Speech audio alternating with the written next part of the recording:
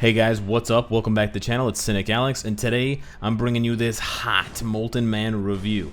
Now, Molten Man, right off the bat, let's say it, he's not going to be blowing anybody away. He's not a world boss killer or some sort of ABX god or anything like that. But is Molten Man a serviceable villain who's solid at tier 1 or tier 2 with different quirky abilities, amazing visuals, and possibly the best in-game sound effects of any character in Marvel Future Fight? Honestly, maybe, yeah. So if you embrace Molten Man for what he is, you might be pleasantly surprised, and you might end up having more fun playing him and building him than you might have first expected. And honestly, I expected. So first of all, I want to get into some of the quirks, some of the cool, unique things about Molten Man. And I've already mentioned the visuals are amazing, and the sound effects are amazing as well. I don't have headphones on, but I already know what's up. And oh, don't die! Oh, come on! So what happened there was, man, I got so unlucky. We're just gonna run that back. But I like that intro, so I don't want to cut this video.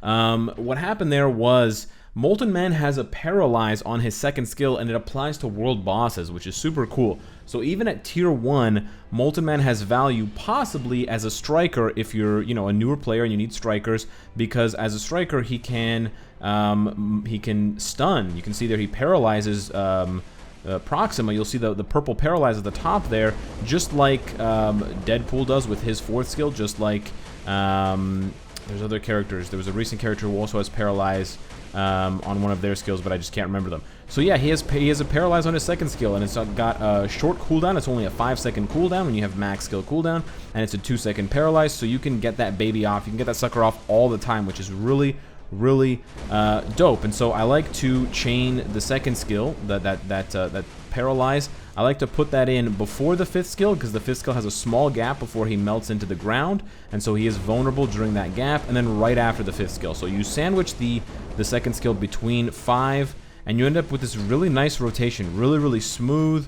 We're gonna switch here because we don't want to die this time, but that's why the spears, the spears that she summons, why they went all wonky with the targeting. It was because she was paralyzed, and so she didn't have a target anymore. But man, Molten Man, just really nice. I think you should proc on 5, so I think 2 cancel 5 is a really nice proc, and then you want to do 3 cancel 4. You don't want to cancel, of course you don't want to cancel 5, but you don't want to cancel 4 either, because 4 has that giant plume of lava right at the end. But you only get that giant, eruption of lava if you wait till the end. So don't cancel 4.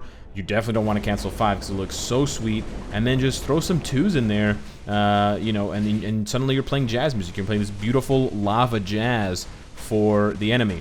Now, because he's still dealing physical damage, despite the fact that this is elemental, Molten Man is not going to be good against... Oh, we gotta wait for these purple spears. He's not that fast, so that's why I feel more comfortable switching rather than letting him try to outrun those purple spears of Proxima.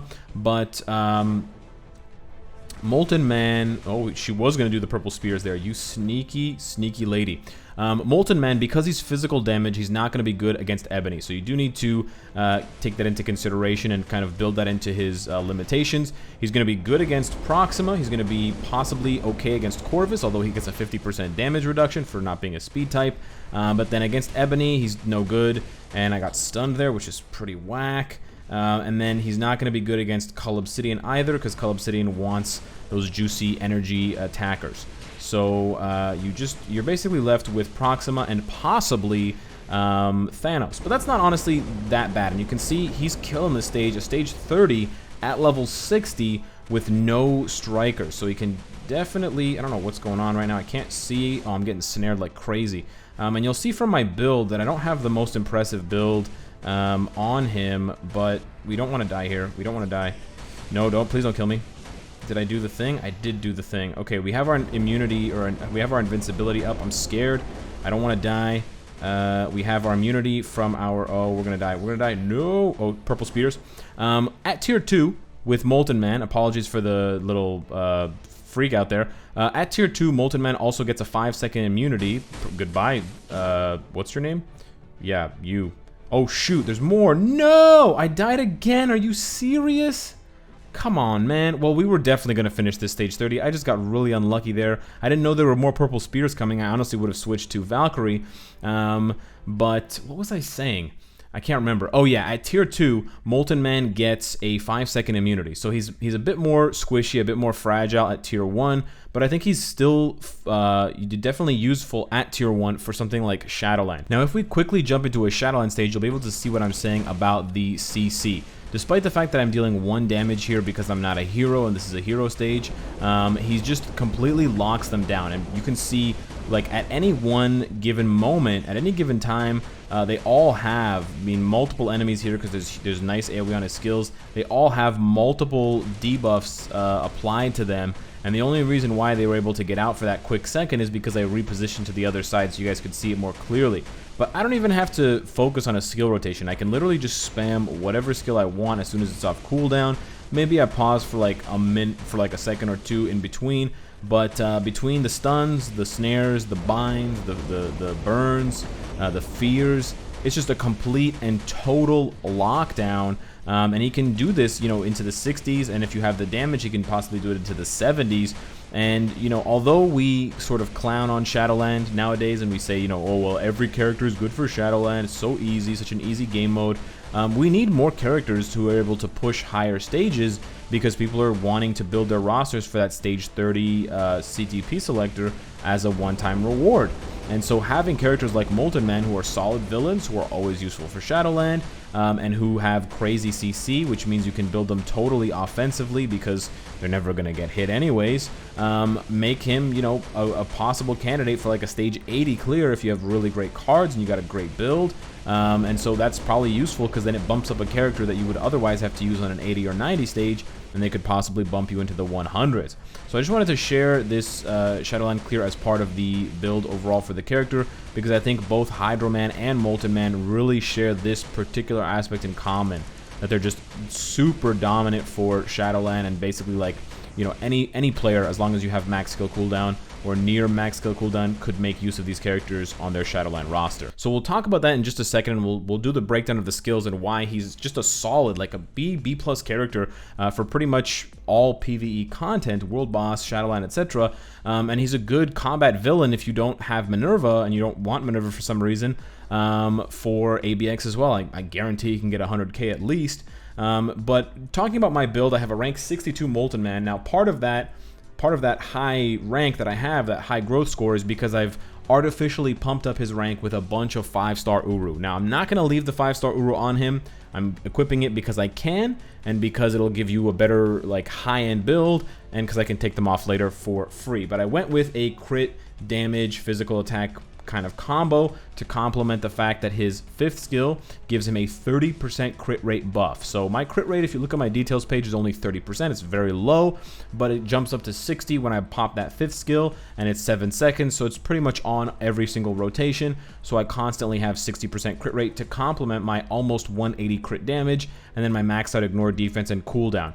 Alternatively, you could bump up his dodge to help him avoid taking hits, but he's a lot better at tier 2 with the immunity on Fiery Rage. When he pops his 3rd skill, it triggers a 5-second immunity, and it also triggers a 25% all damage received reduced. Actually, I don't know if that's triggered when Lava Flow, because the text is above Lava Flow, so it might just be on all the time, that 25% damage reduction.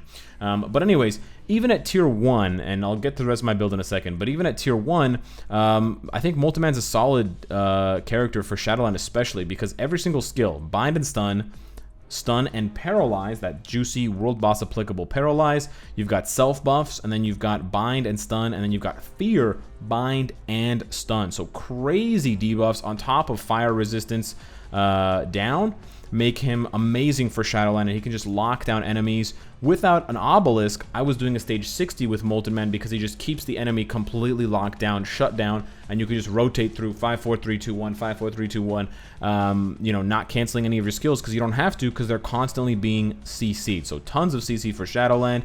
The rest of my build goes out with a stage 5 or 6, or stage 5 overdrive. There is an argument to be made for Power of Angry Hulk. Keep in mind, I have low attack speed. I have 115%. If you went for max attack speed, Molten Man would get into his 5th skill faster, which is safer, but he would get out of his 5th skill sooner, which means you would have more of a gap between the end of the 5th skill and then using that 2nd skill again. If you watched my gameplay, as soon as the 5th skill ended, I was able to do 2nd skill to get that paralyze. So in my case, I actually don't want max attack speed, but it's really up to you and how you play. And then I went with the CTP of Transcendence because I can't roll. I'm not going to sit here wasting obelisks rolling for fire proc. The nice thing is he doesn't need guard break immunity for PvE because he has super armor. He gives it to himself for 7 seconds, so you don't have to worry about that. It's easier to build him, and so I just went ahead with this with the CTP of Transcendence. Keep in mind he'll have a pretty low base physical attack. You can see mine is 22,000 with a 30% buff, which means that that's a 30% leadership. So you're only gonna hit 22k if you have a 30% or higher leadership for him. And without it, you're going to drop to like 19 or 18,000. But overall, I'm pretty happy with Molten Man. He's not going to, again, melt anyone's socks off. He's not going to dominate the game, but he's just a solid PvE character. He's free to play. He's great for Shadowland. He's good for, mid-level world boss. And there will be people out there who completely, kid him out with like a CTP of Energy or a CTP of Rage or something crazy, level 70, gear 25, and they'll be able to push like stage 40, possibly stage 50 for Proxima, because he was doing stage 30 just now at level 60. So, you throw on some additional strikers, you get some luck there with the all defense down from Deadpool or whatever, and bada bing, bada boom. It's a pretty solid character. So yeah, that's pretty much the review for Molten Man. I'm really happy with the way he looks, especially with all that drip, and I'm really happy with the way he sounds in terms of the sound effects. So if you have been playing the game on mute, maybe unmute it. Give Molten Man a chance, because I think the audio team really outdid themselves this time around with a character that sounds goopy and lava-y and melty, just the way he should, baby. So hit me up in the comments, join the Discord. The community is growing bigger every day.